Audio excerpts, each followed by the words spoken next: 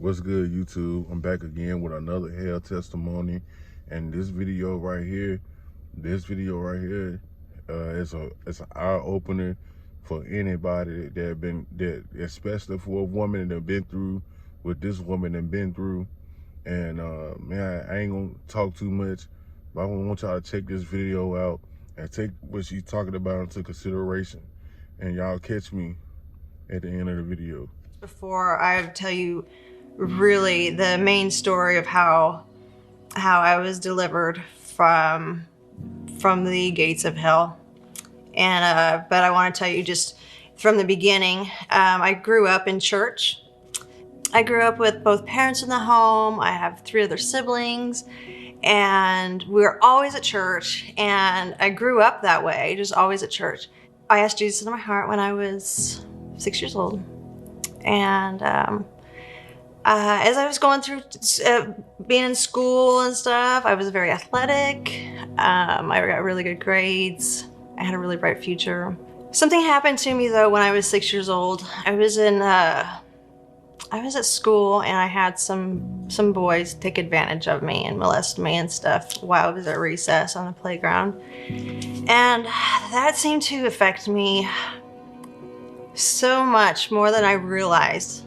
I thought, as a kid, you can just get over it. But as an adult, it was kind of like, as I started getting older, I started getting not realizing, but I was terrified of men.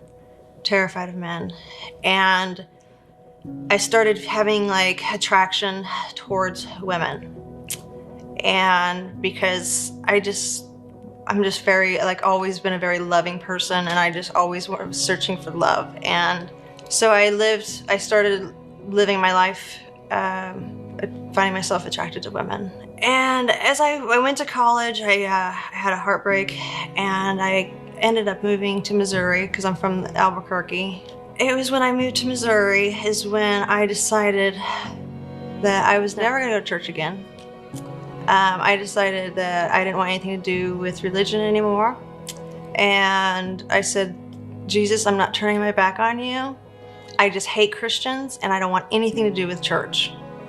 And I want to find my identity in the world. The homosexuality, being in the community whenever I was in it, and I'm speaking for myself, what I went through. It led me to alcohol because I loved going to the bars. At first it was fun and everything, but that's when the devil, traps me. I just was so ashamed of who I was, and the Christians made it so much worse on the homosexuality community because they would flash signs while you're waiting in line, and FAGS, going to hell, and they were so brutal to us. It just grew. The community I was in, I hated Christians. I didn't hate God, but I hated Christians because Christians were so judgmental. So it got to where alcohol was just not good enough. The more I started feeling, the more the guilt I was feeling, the alcohol wasn't strong enough. And as I was drinking too, bad things were happening. I have had numerous sexual assaults, being passed out drunk. So then each time I was sexually assaulted, it was like, would lead me to drink more and more and more. And then alcohol wasn't enough. And so that's when I ended up I started drugs, started pills.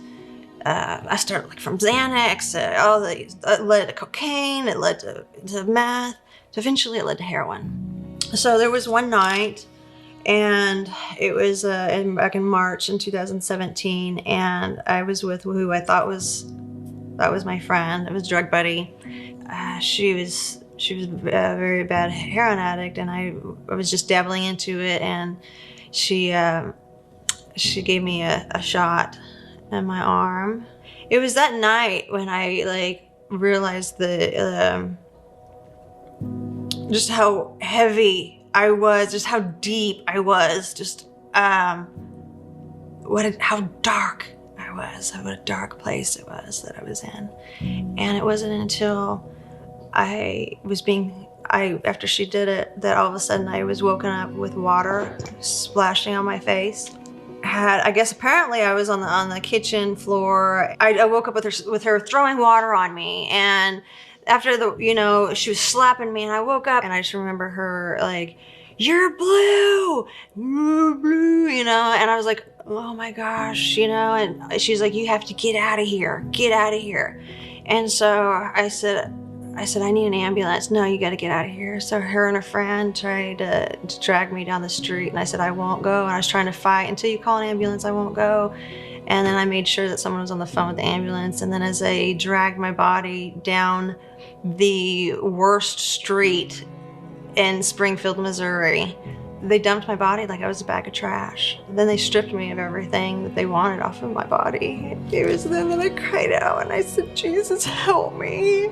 And then all of a sudden, like, I closed my eyes, and it was like the dark, like all of a sudden I closed my eyes, all of a sudden my eyes got like really dark.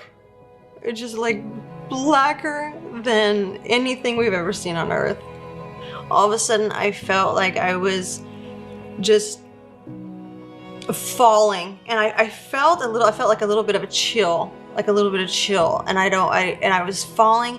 I felt so fearful. It was so black you couldn't see your hand in front of your face. I am feeling it more. I'm feeling more scared than I've ever felt in my life. I just started falling and falling and falling into like darkness as it started to get hotter and hotter and hotter. And then all of a sudden, like, it was like I landed like a quicksand. All of a sudden I felt like my eyes like start adjusting, like when you're trying to wake up, except reality felt more real than I've ever felt in my life. So the first thing I did was I looked up, and when I looked up, I thought I was looking at a sky, but it was pure darkness. Pure black. It literally hurt your senses. It felt like fiery darts, like literally coming in my eyes, fiery darts hitting all my senses, all my pores, every fiber of my being. Like, it literally hurt so bad just looking in the darkness. And when I landed, I started looking, and I was like, realized I was like in like a pit, like a cave. And it was like, this cave was just fear. That fear instantly was like no fear I've ever felt before. It was like there was no presence of God there. My whole life, I used to struggle with anxiety and panic attacks. The worst panic attack that I've ever had on earth, I would times it by 1 billion, and it's constant. It's constant. It's constant. The fear is constant. The hopelessness, the feeling of, oh my gosh, that you're never, ever gonna get out. You are stuck. Like, you are never gonna get out. When I started focusing on where I was, and I felt like I was about 2 football fields away, and I still felt like an ant, to when I looked up and I saw black gates, which looked like they'd been like on fire. So they were like a charcoal, and they were so, the evil. It's so hard to talk about.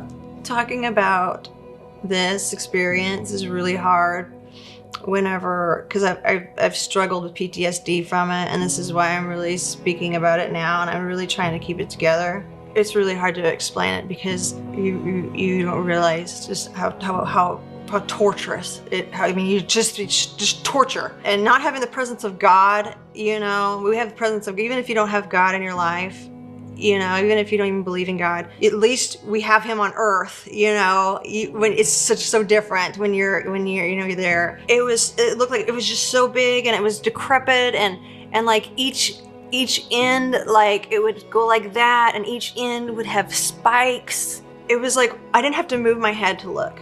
My soul was so much more sensitive, because now, the human canvas is, what's covering our soul. And the thing is when I was down there, my soul felt so much more sensitive. And it was from there that I looked through. It was like I didn't walk towards the gates. But I could see through the gates. It was like a lake. It was like a lake of fire, but it was like a big pit. a big, huge pit of like fire. However, it was like I couldn't see the flames. I just saw the shimmering light, because the shimmering light looked as if like the pit was so deep that you couldn't see the flames. It was just, I had no idea how deep it would be. Even if you don't even believe in God, your soul will know. Your soul will know that you're in hell. And I was in hell. It was then I started looking down, because I was stuck. I felt like I was in quicksand. So I started looking around, and I started noticing like it was like waves of like clay. It was like pink, like a salmon colored clay. I felt like I was in like the core of the earth or something, because I felt like there was just absolutely no way you could get out. And it's on top of the fear, on top of the hopelessness, on top of feeling alone, on top of feeling stuck, my mind all of a sudden started replaying my life. Replaying every sin that I have done. You relive it constantly, and it's so loud. You relive your feelings. And the one that stuck in my mind the most was my mama. That's why I call her my mom. She's my mama. And my mama she's a prayer warrior.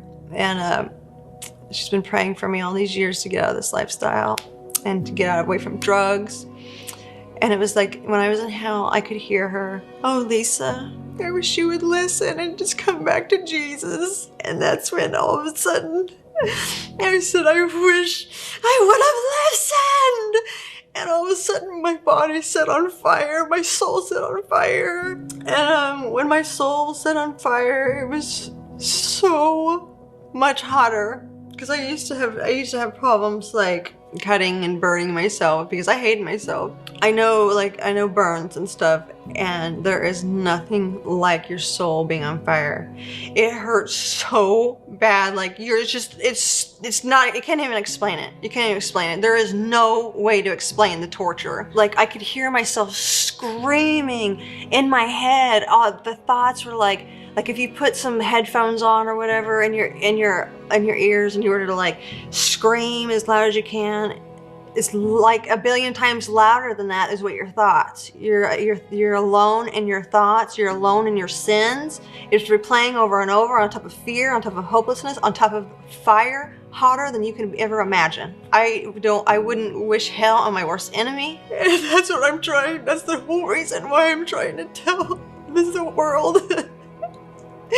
Is because there is truly a hell. And it's so horrible. And I don't want anyone to go if you don't believe in God. Oh, please ask Jesus into your heart and save you.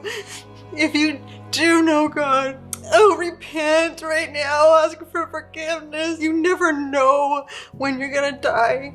You never know when Jesus is gonna come. You never know. And it was then it got hotter and hotter and hotter, and I like my teeth were just gnashing. They were gnashing, and I could feel like my teeth just breaking over and over. And your jaw's locked, and you're screaming in your mind. There's no water. There's no water. You feel as if your mouth is dry.